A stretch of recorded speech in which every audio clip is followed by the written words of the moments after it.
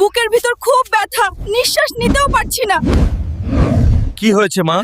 তুমি এমন করছো কেন? ডাক্তার সাহেব, ডাক্তার সাহেব, তাড়াতাড়ি আমার মাকে দেখতে আসুন। আমার মা 2 ঘন্টা ধরে কথা বলছে না। ডাক্তার সাহেব, আমার মায়ের কি হয়েছে? হাল্ক সাহেব, আপনার মার হার্ট অ্যাটাক হয়েছে।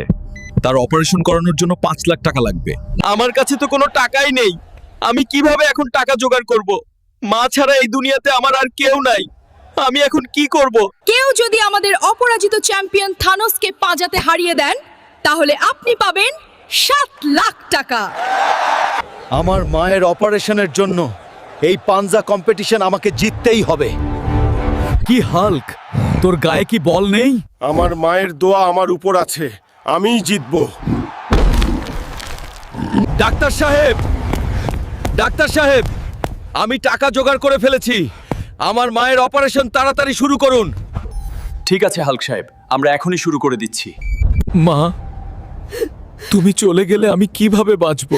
দূর আমার বোকা ছেলে, তোকে ছেড়ে আমি কোথাও যাব না।